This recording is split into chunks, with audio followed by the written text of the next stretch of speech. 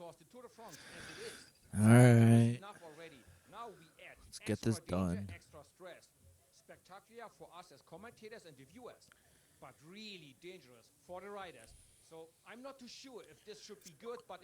So it looks like today we have a Certainly will be quick entertaining. burner. Anders, what sort of riders is this going to suit?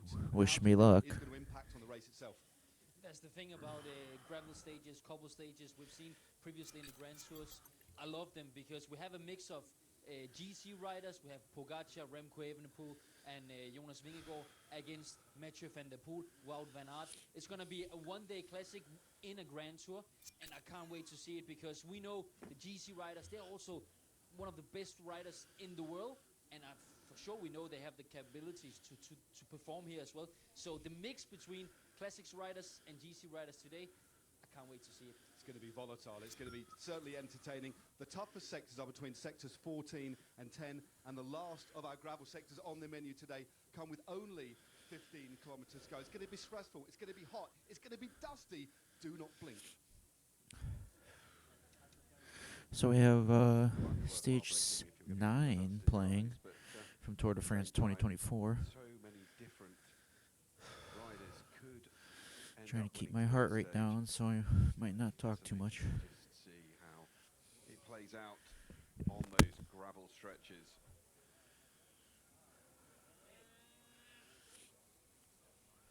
So Albert Bettiol just a few moments ago. We're going to head back down to the start and I think pick through the bones of who the favourites are for today's stage. Here we are. This is today the gravel stage. Everybody is waiting for this one, 199 kilometers, and we have 40 199 kilometers, so you're looking at 32 kilometers of the gravel. Everybody is waiting for this stage. 110 miles. It's really stressful day. What do you expect from this GC contenders? It is super stressful, and every team has seen this circuit at least once before in the months and weeks before the tour. The way I see it, for the GC teams, there's more to lose than to gain. You might gain a minute on each other, but if things turn out bad, you might lose 10 minutes today with a puncture, a crash, if you're blocked behind a crash. So it's a lot of stress. It's very dangerous for everyone, and the risk is high. What do you think about this stage, Anna? Do you think some of the GC contenders will be easier than other in this type of stage? I think for some of those GC contenders, they will perhaps feel more at ease than others. Some will be really feeling the nerves, very, very stressful, and it's something that they won't be looking forward to at all. I think once they get today's stage out of the way, they'll almost feel a sense of calm. For Tadej Pogacar, of course, he's won Strade Bianche on 2 occasions. You've had Primož Roglic, who's ridden the race on 3 occasions. But for Remco Evenepoel and Jonas Vingegaard, they've never ridden that kind of race. And when Remco raced in the Giro back in 2021, he lost over 2 minutes to Egan Bernal. Oh, boy. The overall of the Giro. And so I think for some, they're going to find it very stressful. But for others, you know, it's going to be a day where they could take time, but no risk taken, I think. Will be a stressful day, but a spectacular day. Lots of excitement and well, that old adage, you're not going to win the tour on a stage like this, but you could lose it.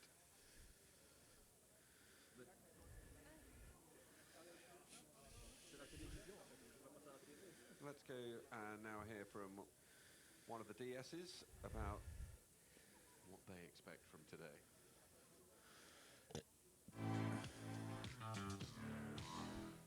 Philipp Rudhoff, today is a big stage in the Tour de France. You've got the world champion, a superstar in Mathieu van der Poel, who has been racing in service of Jasper Philipsen for the first 8 stages of this Tour de France. What can we expect today from van der Poel? Well, we'll see what the day brings, of course, but it's quite clear we're very motivated for today. Mathieu is very motivated, but mainly as a team we want to show what we're able to and are capable of in a stage like this. Has it been a stage that he's had bookmarked with an asterisk, a star next to for many months? Well, not in a way that it's the only important thing in this Tour de France, but of course, knowing the riders we have here, not only Mathieu, but basically almost the whole team, we all know and they know they are good at it, and normally then you also like to do it. If you know you're good at something, you also like it, and it's very clear that the team is motivated to be at the start today. There's going to be, of course, a big fight for the general classification rivals, but for those who are out of that fight and wanting to go for the stage victory, what's the strategy in able to win today? I think it's very important to be there right from the start and never be in a defensive position. And from then on, the race will automatically create a selection, and we just need to make sure we stay out of trouble all day. And I'm quite confident we will be good today. Has he been able to see and do a recon of this stage when it's been dry? Because I know many teams have done a recon and it's always been in wet conditions. Christoph has done it when it was dry, and I've seen it when we were here 2 years ago with the Women's Tour de France. So it's quite special. It's not similar to Strade Bianche, for example, but again we think it suits us. And to win, you always need some luck, but we don't need luck to be in front and to be really part of the race, and we will then see what it brings. Thanks a lot, Philip. Best of luck today. Oh boy. Hell of a day today. Well, down at the start today, we a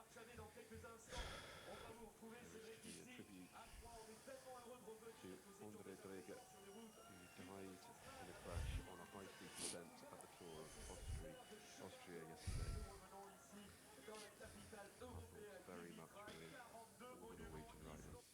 It's a day that teams have been preparing meticulously for months and months, planning their preparation, doing the recons. Andre Hopman, stage 9 of the Tour de France, could see big changes. What can we expect general classification teams to do in terms of their tactics? I think more or less all GC teams have the same plan, to keep captain in front, leader in front, and hope to don't have bad luck. We do everything to avoid problems, to start sectors in front, especially first two sectors, and then is 30 kilometers headwind. If we pass there, that all GC guys are all together, then for sure will be more easy. And then from kilometer 90, another full gas effort. And from there, it's just important that team remain as possible all together, and then we will see if all material will survive, and hope for don't have punctures. Could we see today teams who are going for the general classification maybe send a rider into the breakaway, so if they need riders later on, they've got that satellite rider? Yes, maybe some teams, but all depends how the race go from the start, and we need to see. And just quickly, I can see behind Tadej Pogacar's bike is ready. What are the big changes made to the bike of Tadej Pogacar today? Nothing special. Nothing special. He always more or less use these tires. We do recon, and I think that we are ready for the stage. Teams can prepare as best as possible, but a big portion of luck will come in today before we head to tomorrow's rest day. Andre Hopman, thanks very much. Best of luck today.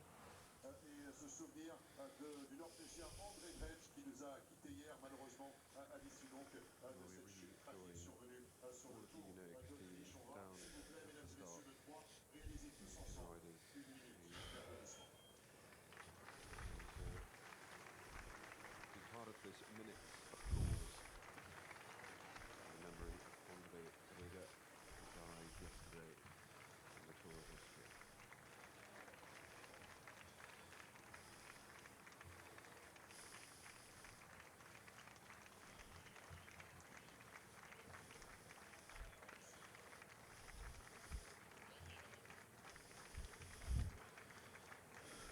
Merci à vous toutes, merci à vous tous, et on va donc dédier cette étape à la mémoire du Norvégien Andre Dreger, mort une fois de plus de manière tragique après une chute survenue sur le Tour d'Autriche.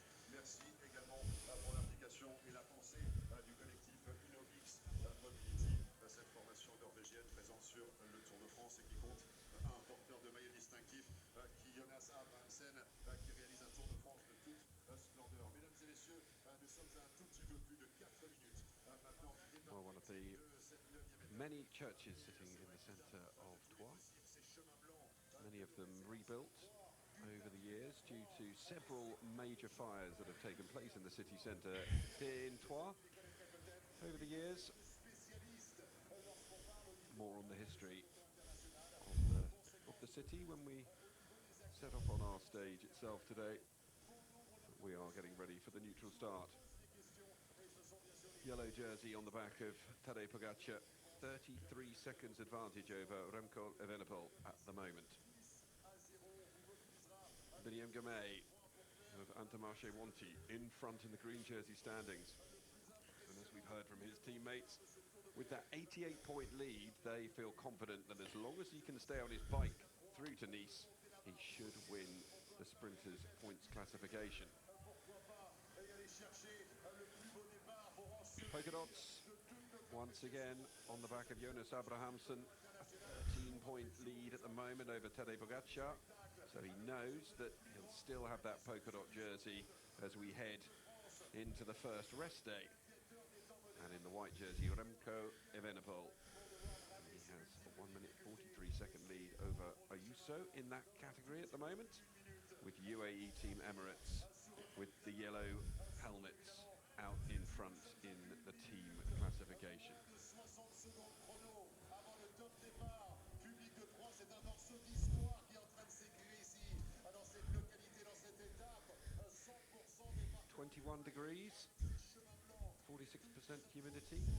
There is some wind out there, 22 kilometers an hour, coming from the southwest.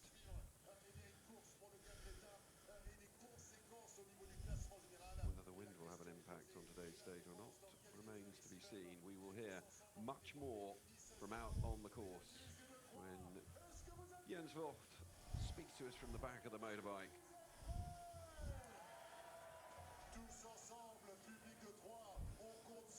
Surprisingly manageable. His legs have gotten much stronger. The countdown on then for stage 9 to get underway. The final stage at the end of a grueling 9 days competition on the Tour de France before the first rest day. They set out from Troyes, they finish in Troyes, but in between 199 kilometers, including 14 sections of Chemin Blanc. 199, goddamn. 8-kilometer rollout. Practically 120 miles. Stage.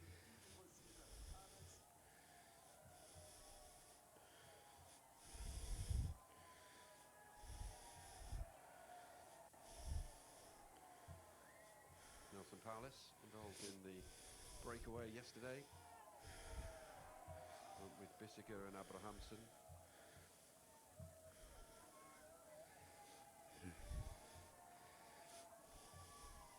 As he makes his way out towards the front, Paulus again. We're going to hear from Andreas Clear, his DS, about what he expects from today's stage.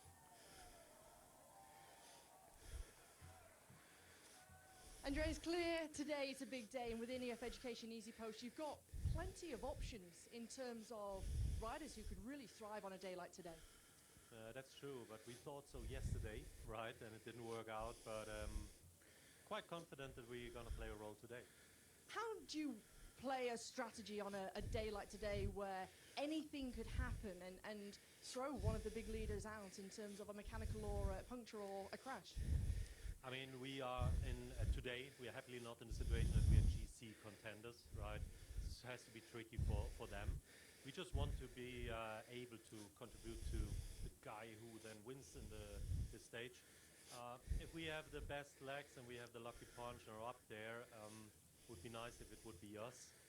But I think it's one of those stages where you say afterwards the best rider won, and so it should be, right?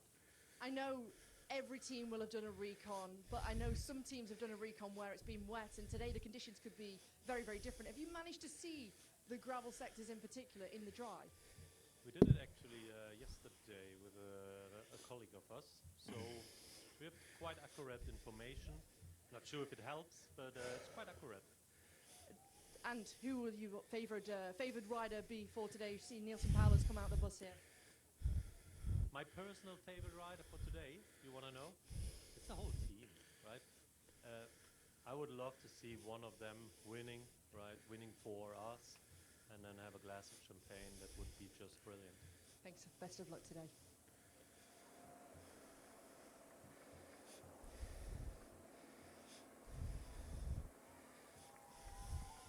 The rollout from the centre of Troyes continues.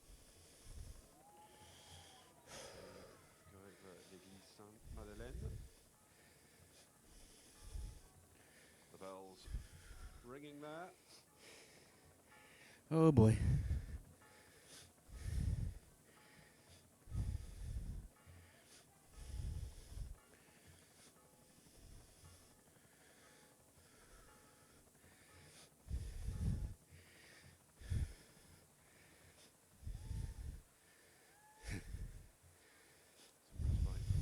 In the sun, these big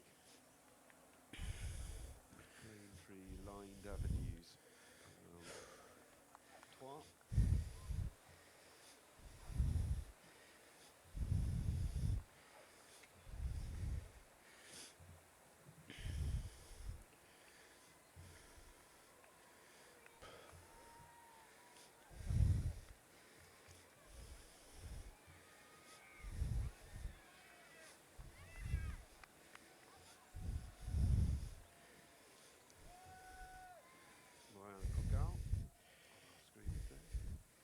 Conversation with Christopher Port towards the back of the peloton at present.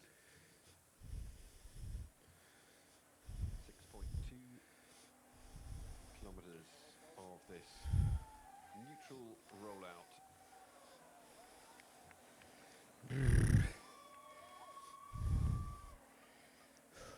We managed to talk to Christophe Laporte before the start of today's stage. Let's go and hear what he had to say now.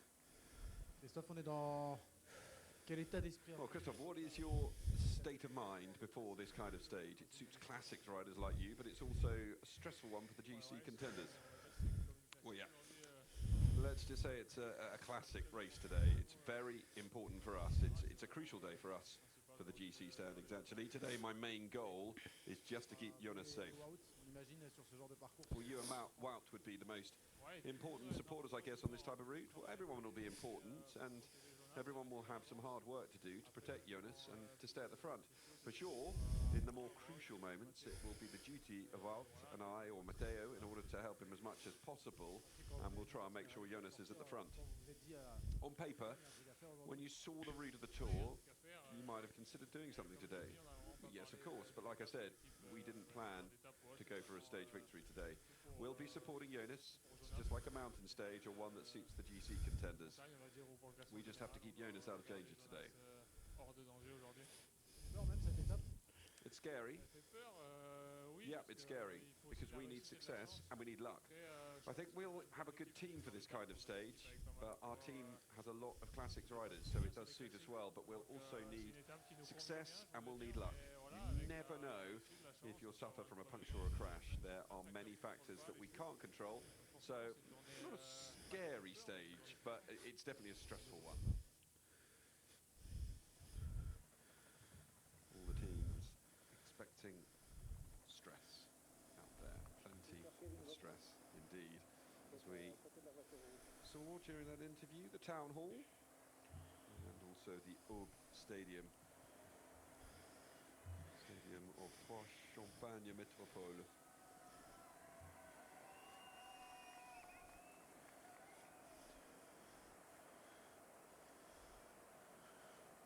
One more day to get through, and then a rest day, a well-earned rest day for the peloton.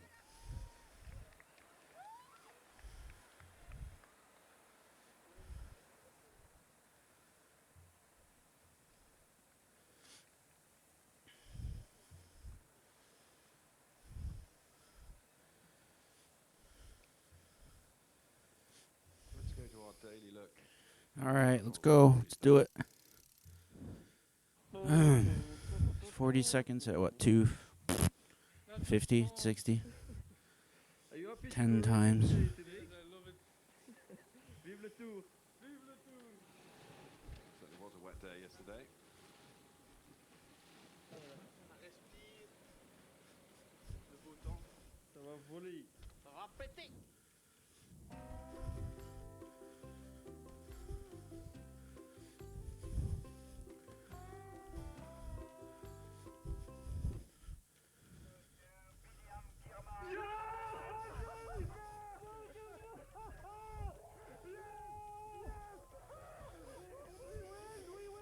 The second win for Biniam Gamay, and just seeing what it means for the team.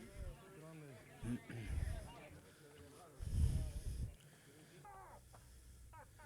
modest in victory though, Biniam Gamay.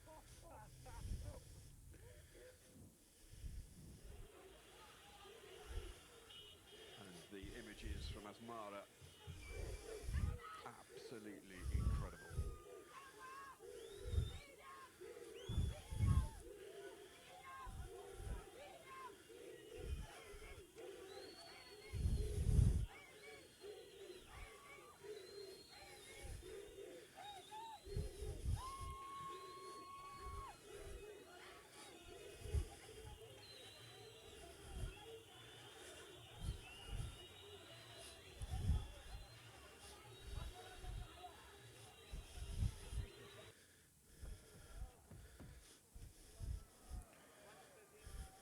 What I need for any words really to go over that. Just absolutely spectacular scenes. Sure they will be echoed if he is able to finish in that green jersey and maybe pick up a few more stage wins on the way, who knows?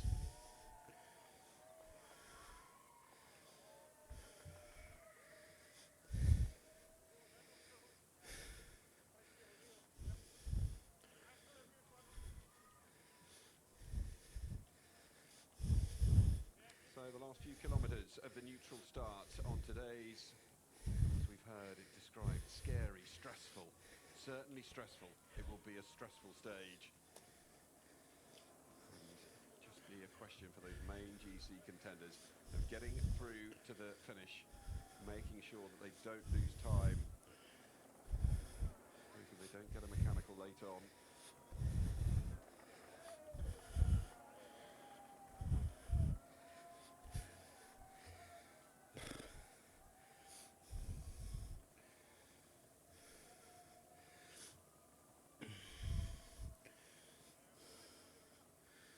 Another big stage today with the gravel sectors.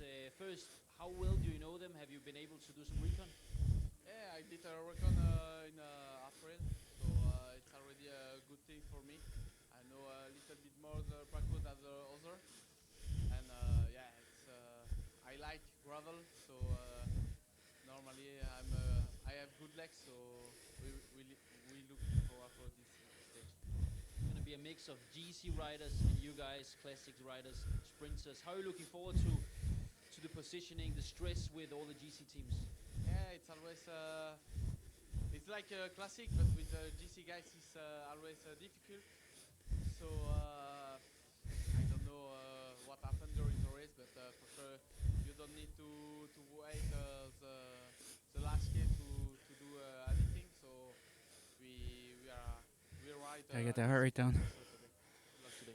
Thank you.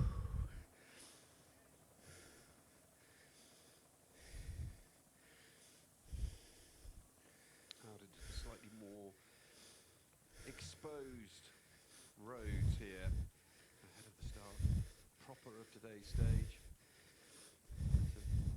Cantering along, being asked to slow down yet.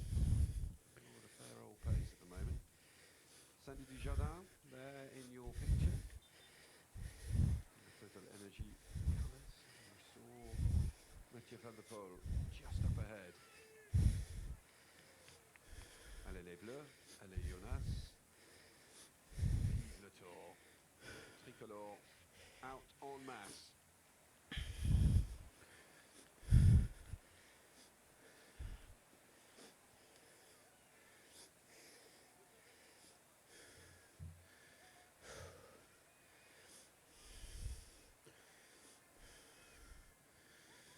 Wait. Halfway. Quiet.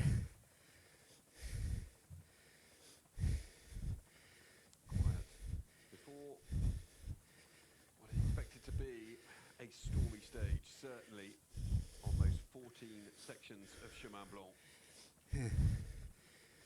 First one, the Chemin Blanc de Bligny-à-Bégère, occurs 47.3 kilometers into the stage. And there are another 13 passages, but the trickiest one expected to be those first 5. People keen to be up near the front. No one wants to get caught out today. Those who are going to win the stage or vie for the win in the stage want to ensure that they are able to get involved in a breakaway. It is a classics feel on the Tour de France 2024, Stage 9.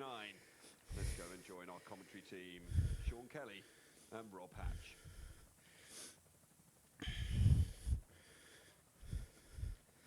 Morning, everybody. It's a champagne finish to the first block of racing, but do not expect a calm afternoon sipping in the sunshine. Almost 200 kilometers, over 2,000 meters to climb, 14 dirt road sectors. Not just about victory among the vines, this for GC riders too is about staying in the game. It has been a very, very nervous neutral section. Sean Kelly, everybody's by the car. They want to be up the road. We want to keep our eyes on this because it's going to be an afternoon of full gas entertainment. It is going to be full-on racing, and everybody is, talking about this. Everybody is going to be nervous, and it is going to be a super nervous start here, and to keep your positions, because I think a lot of teams want to get into the breakaway, get ahead before we get into this major chaos when we get onto the gravel and sandy roads, and that will make the race real nervous. And I think for the breakaway day away is going to be a difficult one, and that means like a very fast start, just aggressive racing. And then when you get onto the gravel sections, like it's going to be real, concerning times. Everybody is worried here about getting through, especially the GC men, not getting into mechanical problems, crashes, all of that. Proper gravel sectors sustained for the first time ever in the history of the men's Tour de France. Yes, we've been up for little spells at the Plateau des Glières, but this is different. 32 kilometers, the flag waves, it starts now, and the first attacks come. Campenarts is there. Abramson wants to follow again. Of course, it is a very special, poignant, and a day of memoriam too for Norwegian cycling, let's not forget. It's Alexander Kristoff, Victor Campenarts, Abramson's there, and there's a real fight to get up the road. 50 k's an hour at the start. Chris Nailon's not far away too. Here's Rui Costa. He was already downing energy gels, Sean, in the neutral. Well, you can see the way the race just kicks off. 51 kilometers per hour immediately when we get that flag to go racing. You can see here a break forming, and there's going to be a lot of other riders trying to get across. You can see EF Education just getting on the front there and trying to get across to this one. There's so many riders here want to be in the breakaway, and this is going to be super fast. And the question is, will they manage to get a strong enough move out the front to be able to pull a group of maybe 6 or 8, 10 riders away? But you can see here a lot of action on the front of the peloton for the moment. Arnaud Delis is right to the front of the peloton, just around 15 to 20 meters behind. Van der Broek is not far from the front as well, and currently it's a group of 7 who are being eagerly chased by many a team who want to join them. A reminder that the gravel comes thick and fast all day long. Only 47 kilometers until we get to the first sector, and if it's that rapid start that we've just seen happening here, and Sean was expecting anyway, we will be there in no time.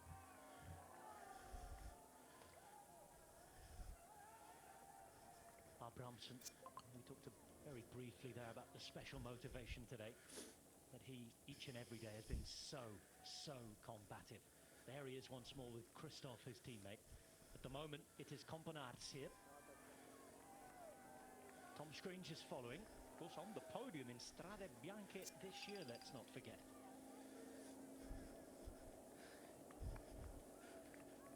Valence makes it through.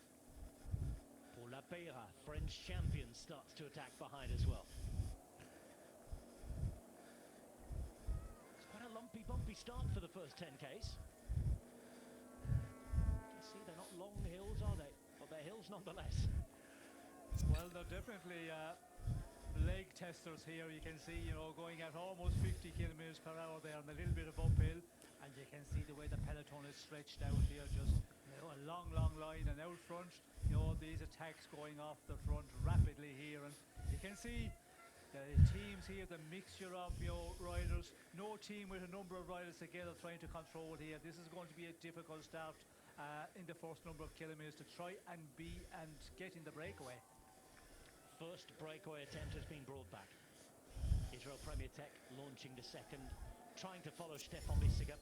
Yesterday it was all about EF for the first 30 kilometers, wasn't it? Bissiger and Paulus were up there, and they're to the fore again here. And we heard from Andreas Clear, speaking to Hannah Walker right at the start of the program, that today each and everybody is their own leader. That was telling everybody, look after yourself. But in some teams, yes, EF education, it's a different situation for them compared to the GC teams and the men who are up here in the general classification. They have a big job. We spoke to some of the riders there before the start, and it's all about the leader today. Try and mind him and be around him in case there's a mechanical problem, crashes, all of that. But some teams, the objective is try and just blast this race out from the start and go and try and get in the breakaway and see will there be a calm. And if there's a calm down, then you could get a number of minutes, and that's what a lot of teams want. And of course, to win this stage, this would be a dream for a lot of riders to win this over the gravel sandy roads. For the men, it's the first type of stage like we've ever had like this in the Tour in history. Last time it was Marlon Reusser for the Tour de France 2 years ago. In terms of the GC on that day, there was only really Mari Garcia who lost out, and it more was an error of the car than anybody else. So there's hope for GC riders, but they still have to be very careful. There's very different aims. You're talking about winning it, Sean. A lot are just talking about trying to get through it. Well, there's huge difference in what the teams are thinking here, depending on what your qualities are or who the riders you've got in the team. And yeah, looking at the past as well, you can never take much out of the past, whether it's in the women's or the men's race. And when you go back, we see Viango. The last time we rode the cobbles, he was in major difficulty. The team had to do a huge job to rectify that. And that's going to be in the minds of the riders, not have a mechanical at the wrong time. And if you have a mechanical, have the manpower around you who can, correct that situation and get you back into the front end of the race. So, all of that is in the mind. And we did hear from Jens there in a 3-week tour. This sort of stage, should it be in there, should it not be in there? That's another day, that's a long debate, but here we are. We're in this situation. The riders and the teams have to get on with it, and you have to be up there in the front of the race when you get onto those gravel sections, because the fight for place, that is going to be important. If you can have a good team around you, get into the front of the race onto the first section of gravels, well then you're in a great position. You can pick your line a bit more, but if you're in 50th, 70th position, then it's more difficult. The placement before and onto the sectors just as, if not more important than any movement or momentum on them. And it's movement and momentum yet again for Ben Healy here at the front, who's being chased by Stefan Kung, Jasper Sturve, Mate Mohoric, Arnaud Dully, and it's like watching the classics in March. Yes, a lot of classics men here, and a mixture of riders here, but you can see the way they're looking around and who's chasing, have we got a gap there, and we can see Ben Healy, he's a fighter. When he gets to the front of the peloton, he just drives it on, pulls it. Sometimes I think he's pulling a bit too much. When you look at the situation, you have to wait and choose your opportunities and the occasion to go, see who's going the moves. And today there's so many people going the moves, you have to be experienced and be very selective, because if you make too many moves here in the first 25 kilometers, well then your day could be done and you have burned a lot of candles. Starting and finishing in Troyes today, very well known for the Simon family. riders, generations of riders from Troyes, and the late Armand de las Cuevas, who was also from Troyes, left us just a couple of years ago. Well, that family, of course, the Simon brothers, Pascal, Regis, Jerome, Francois, all had very good careers. And yeah, Pascal was a lead in the Tour de France. I was in that tour, and I remember, yeah, there was a little bit of side wind, a little bit of jostling for positions. He went down and broke his collarbone or his shoulder, I can't remember. And yeah, that was really a disappointing one for him. But yeah, that family, they have big history in cycling. Little bit of a move at the front. We've been looking at the back of Sandy Dujardin. Of course, he had a fall yesterday. He's got that left wrist bandaged up. He's trying to soldier on for the moment. Next move here with La Pera, trying to get in it again. And once more, it's EF Education Easy Post just at the top of the hill round the corner here, who try to get away. But Total Energy send a man up the road. As do, for the first time, Soudal Quickstep just on the wheels and chasing. Yes, looks like the classic man, of course, Lampard, maybe. And they are going to be an interesting one, because with Remco Evenepoel, very much in this race for the fight to try and win it or get a very good place at the end, and they're going to have a big job as well, look after him. And yeah, some teams might use the tactic, okay, if we can put a man into the move, then he's up there and get through the first sections, and then he can be there in the end. So there's all that, tactics, different tactics that different teams are going to try and play. We've been racing for almost 10 kilometers, and there's a group of 5 to 6 riders ever so slightly with a gap right now, but they're being chased. Movistar want to be involved today. UAE Emirates are at the front. They've not actively tried to place a rider in a move yet, but they have been monitoring. It's not often they do that at the start of a race like this. Costa moving towards the front left-hand side, pink helmet on. 7 seconds for the group up the road as Lotto Destiny send a rider here. And this is the group at the moment, containing Nielsen Paulus in the pink, Romain Grégoire for Groupama, Derek G. Now that's an interesting one.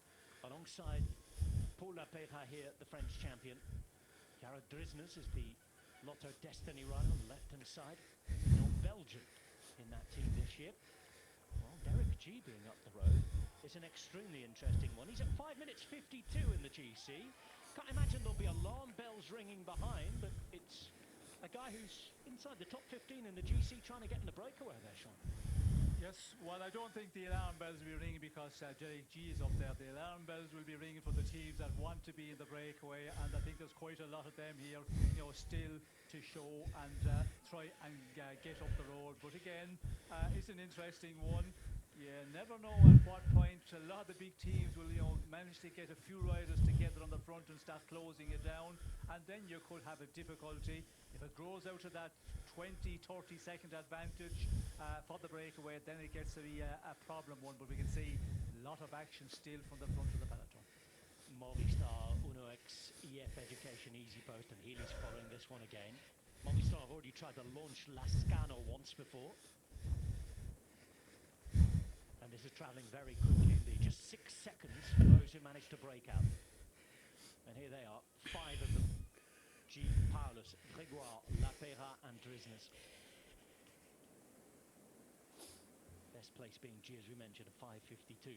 There he is with 1:35 on his back and that blue jersey. Flicking his elbow with the pink on there's Nielsen Paulus, the American. And this is Drisnes, the man from down under.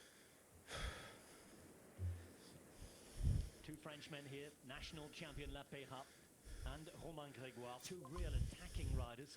Lapera, who also has that little point of speed at the end of delivery, at the end of the day. Decathlon promise much going into this tour. Day 9 in, they'll be wanting their win. And this, of course, is the end of the first block of racing, so one big effort before the first rest day, Sean, here. Yes, well, a big effort. And we can see an here enormous one. yes, the way the peloton is still going along here. Those guys out in front here, they're working real well together. And when you get that 8-10 second advantage, 58 kilometers per hour we can see here. Everybody is encouraging up here with the 5 come on guys, let's give it everything here, full on racing, full block, and see can we, create that advantage. But on the front of the peloton, there's still a lot of riders catapulting out of it there, and just dangling out there at 8 seconds is going to be interesting one. See, will they snap the elastic or not? It's Denmark's Magnus Kort Nielsen who's at the front now. Just off the front, he's being chased down here by one of the riders from RK who looks capsule. Right onto the wheel there, Kort. These five working well together, hanging off the front, trying to sustain an advantage. 9 seconds. But it looks far from done for the moment.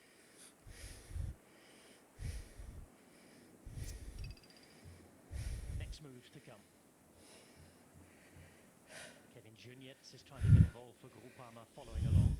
Arnaud Delay as well. Hasn't made any huge bursts of speed, but he's trying to follow the wheel, Sean, and sneak away perhaps. Yes, well, that is a good way to do it. If you just follow the wheels, when there's a move going, 3 or 4 riders, just get in the slipstream of those guys and follow and not make too much of an effort. But we can see here, he is getting more aggressive here and following the single rider out in front and trying to be in that split. But this, what is it, 35 kilometers is relatively flat until we get into a bit more lumpy stuff, and then we get on to the first gravel section. This is rapid, and we can see here, the line of riders on the front of the peloton, no light is settling at all for the moment. And look at the wind blowing as well. Lots of changes of direction today. That will be studied. That will be talked about. If there are opportunities to split at some point later on, don't discount that either. In fact, when we spoke to a lot of the teams in the build-up to the Tour de France, as well as the gravelers, we see problems here, mechanical problems for Boivin, the former Canadian champion. It was not just the gravel that was the issue, not just the team cars there for Israel Premier Tech's Boivin either, but a lot of riders, a lot of sports directors were talking about the wind. This is Boivin now, trying to sort things out. It's going to be a bike change.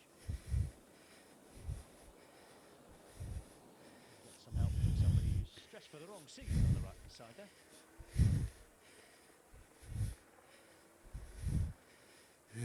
Movistar actively chasing again with Oliveira's Axel Zingler. One of the stages that's closest to the man from Alsace.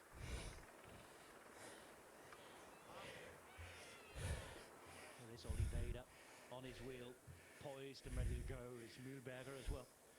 We've seen Lascano not far from the front. Clément Rousseau is the third rider in the line of riders there. And what is the yellow jersey group, the main peloton? Rousseau, a good rider from Groupama FDJ. They, of course, have already got Grégoire. Now 15 seconds up the road. Well, this is looking an interesting one. We can see here, some teams are starting to come to the front. Movistar, getting on the front of the peloton. Before that, we could see the moves going, and you could see Arnaud Delay there making the move with other riders, and he is a man out front already. We can see Campanats is also hanging around. So, that team from Lotto, Destiny, they are going to be very active here today. And of course, we know the Belgium champion, he loves this sort of race, and he said it in his pre-race interview. This is something he likes here, and they're still keeping on trying here to get out of the peloton with some of their riders. Sylvain Delay follows, second place finisher previously in Paris-Roubaix.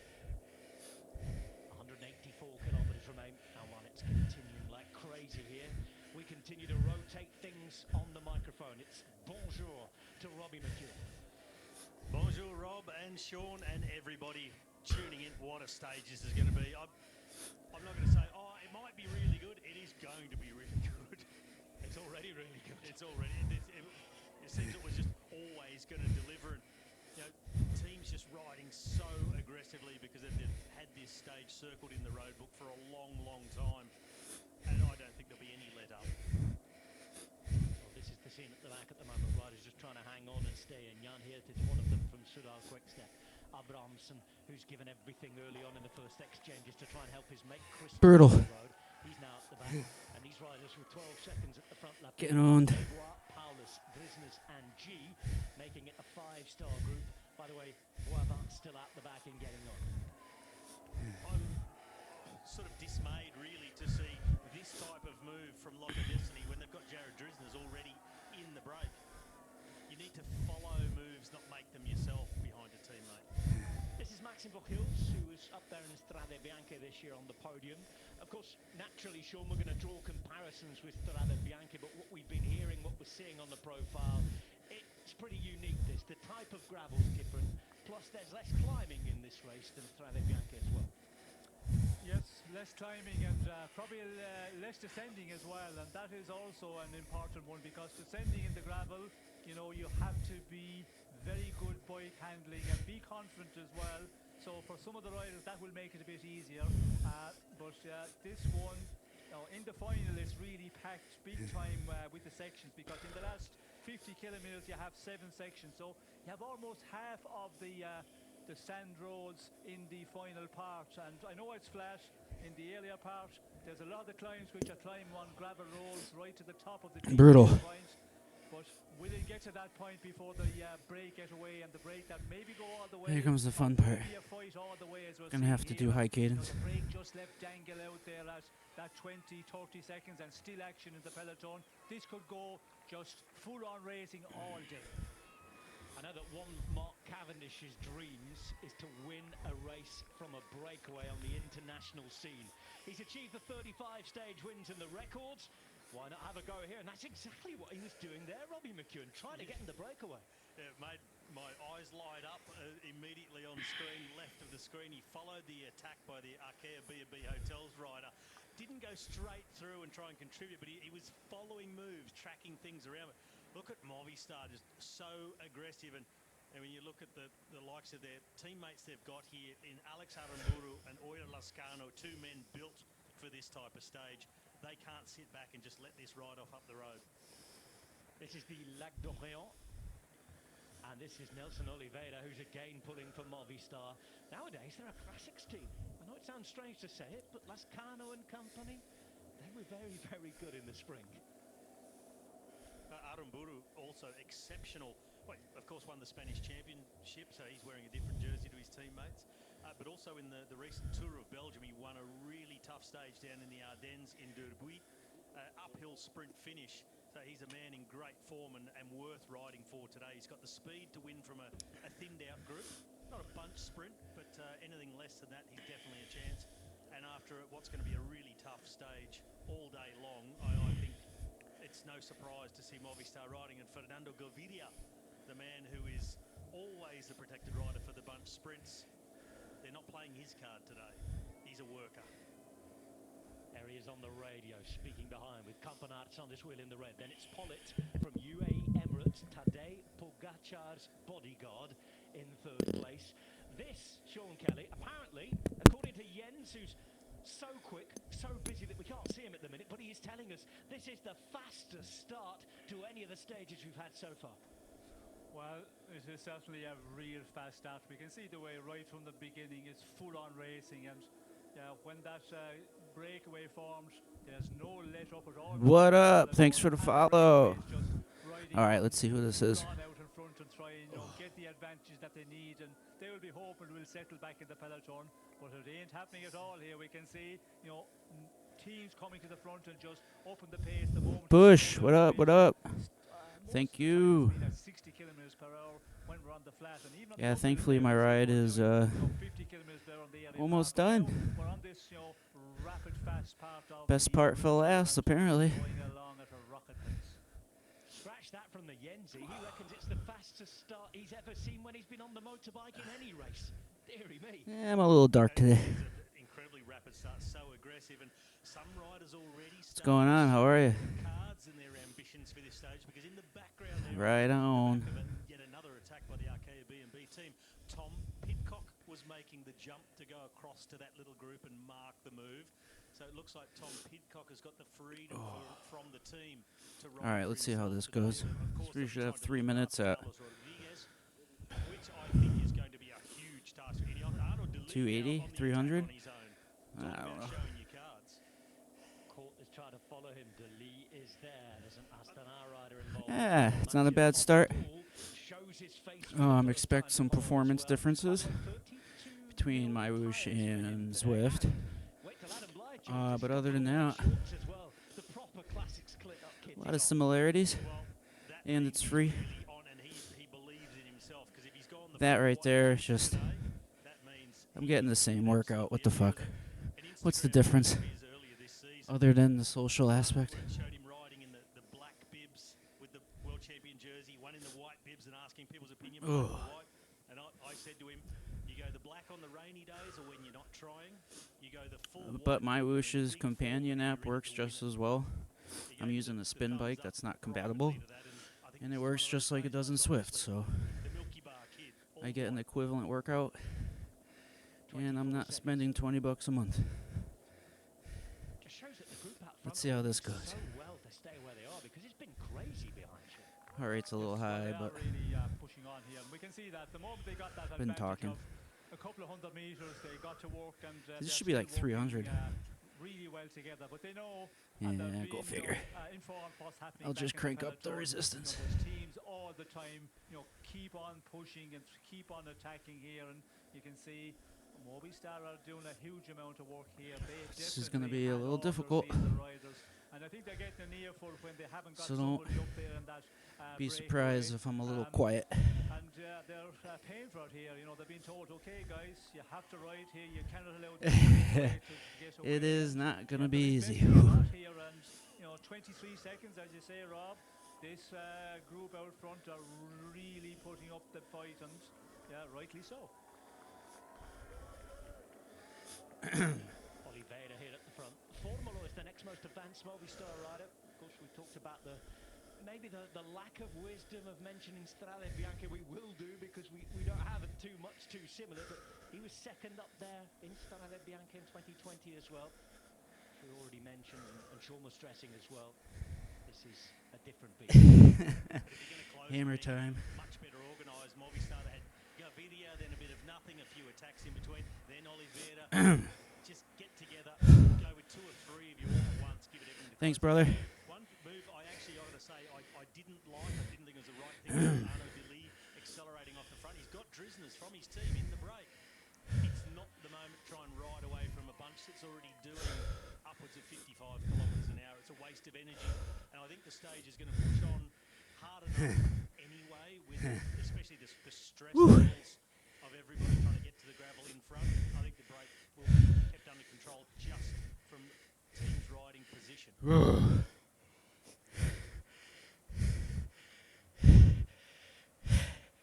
Bernardo's boys have been given the call because Total Energy are trying to join, trying to break up and move up.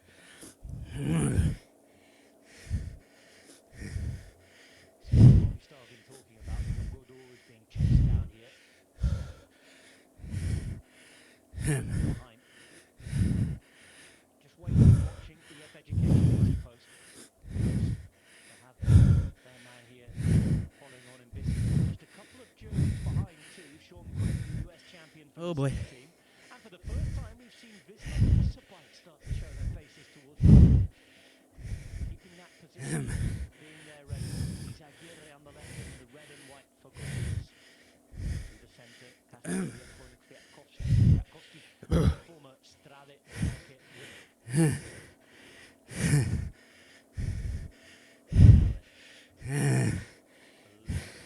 Of hesitation. And Izaguirre takes it up at the front. It's 20 seconds at the minute. Fascinating. I think there's quite a few teams panicking about missing the break, but I don't think it's going to be your regulation. There's the break of the day.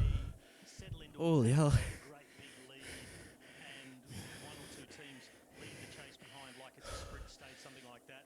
I think it's just going to be on all day, a constant high speed with even higher speed, higher stress moments coming into each section of gravel, and then not only pushing on across the gravel sections, but depending on what has happened, I survived. who may have been distanced or had a problem, Holy hell. how close the next gravel sector is, that'll keep the race moving all day long. There's a few bigger breaks early on in the gravel sectors, but it's hilly, so I think the race Thanks, will dude. be really rapid. Oh, slowly making progress again. Australia. Slowly, slowly. He's a bit over anxious here because with these breakaways, I have no fan today, so trying trying to push the body a little bit. Seems to be working. On the radio there. Yes, and a good job by Derek here, Derek G. And to be in this move, the riders that are in it here is How much have you ridden in Mywhoosh? No let up in the back in the peloton, and teams wanting to continue. But you see This is a Bowflex. Bowflex C7. For example, Total Energies, all of those guys, these teams, you must have a man up in front, and you have to try and filter into the breakaway. If there's 4 or 5 riders going, you need numbers, and that's what's the problem there. If you don't have numbers, then you're going to miss it. Then you're going to be in for a near full from your GS, and I think Movistar, that was the situation. But this man here, the Is it? champion, what is he at? Because he's the whole peloton on tow here. You have to wait and choose your time here because you're going to pay for those. I'll have to see what it is. Unless they can break the elastic here and get another group formed. I could have something doubled. I'll go back and rewatch it. For today's stage 9 to be a real classic in the middle of the world's biggest bike race. I usually check it right before I come on. The front, Michal Kwiatkowski, the former world champions here, Arnaud Delis, much to the dismay and displeasure of both Sean Kelly and Robbie McEwen because he's got a mate up the road. Well, if you haven't ridden in Mywhoosh yet, there's no in-game sound like there is in Zwift. So if you're riding and you don't hear anything, you don't see the crowd cheering, you don't hear your bike, it's because they don't have any sound in it. So just be 1 minute ago. Weird.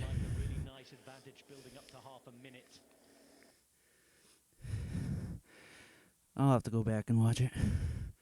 And the starter was good.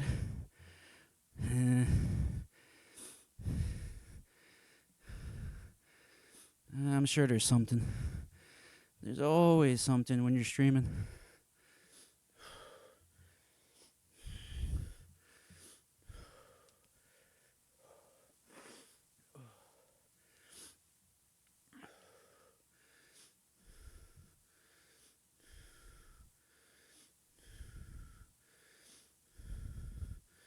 All right, well, cool down. There could be a double up somewhere. I don't.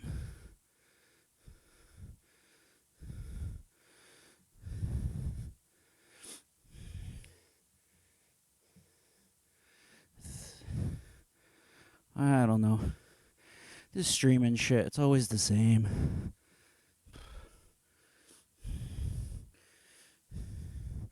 Starts off good. End of the stream, who knows?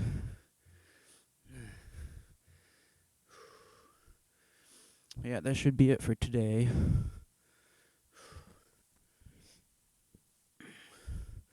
Tomorrow I have another ride tomorrow.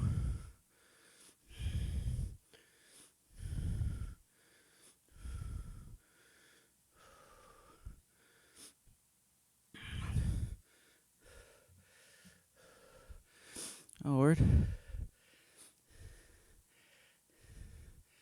Let's see.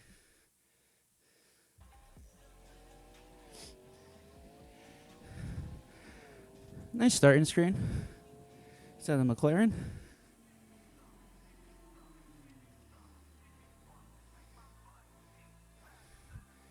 That's cool.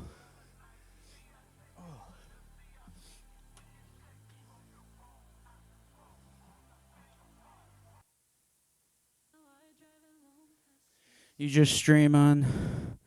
We'll stream at Twitch forward. Yeah, I was going to ask you if you just do YouTube streaming.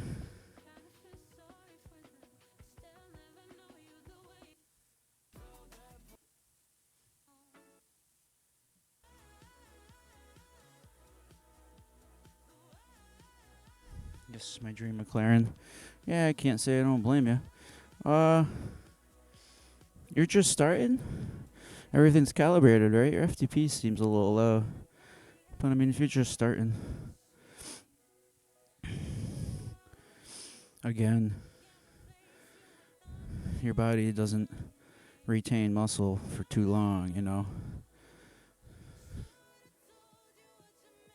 That's cool. I'll subscribe to you, man. I'll do it on my cycling page. I usually upload all my stuff to YouTube afterwards, so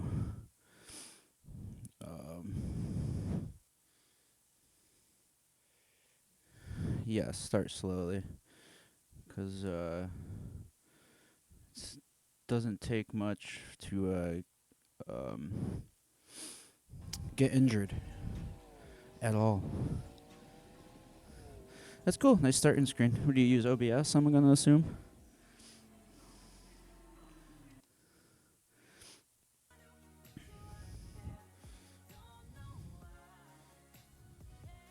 How often are you riding? Looks like your seat height's pretty good.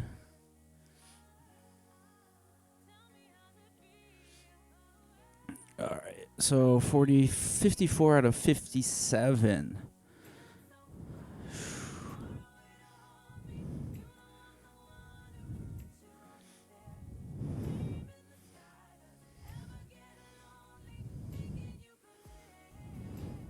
Just be careful using music on your YouTube videos.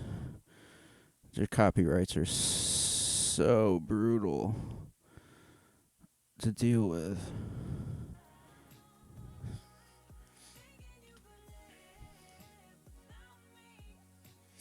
Cool.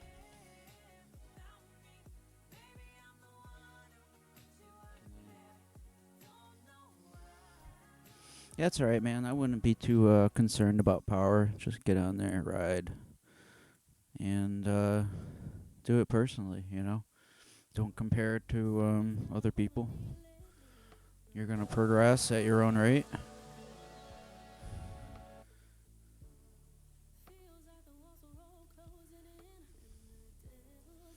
Yeah, they can remove the audio. It's super annoying. So, like, if you do it live on Twitch, if you can export your stream to YouTube. If it has any music in it, it'll just mute around everything. So it'll be like incrementally muted. So it just kind of ruins your whole. But yeah, Mywhoosh has no sound, so it's really quiet. So it's a little